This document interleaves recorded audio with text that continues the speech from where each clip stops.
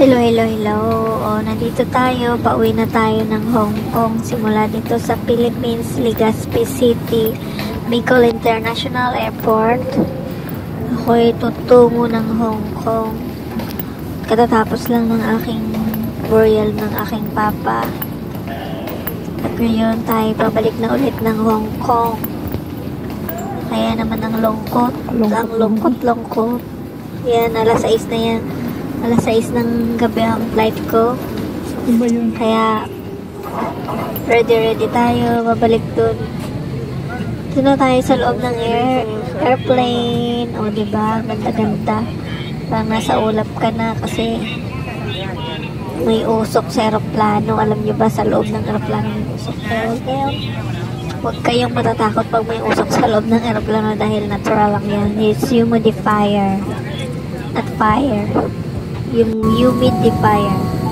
Ayan na nga pala. Nandito na tayo sa loob ng aeroplano. At alam kong nararamdaman ko na palipad ng aeroplano papuntang Manila. Yan, connecting flight ako from Legazpi. Ay, not Legazpi. From Daraga Albay, Bicol International Airport. Lilipad ang aeroplano patungong Manila. Ninoy Aquino International Airport. Doon tayo babagsak papuntang Hong Kong. Ayan na, ang bilis-bilis, diba? That's how airplane moves. Grabe, bilis-bilis niya. Diba? Nag-open na yung kanyang blade. Kaya ayan. Ang lungkot. Ito na siguro yung huli kong lipad papunta ng Hong Kong. Papunta ng Manila kasi last na to. I'll be going back and staying Philippines for good. For good na muna. Kasi, my Philippine family is missing me and I miss also my family, of course.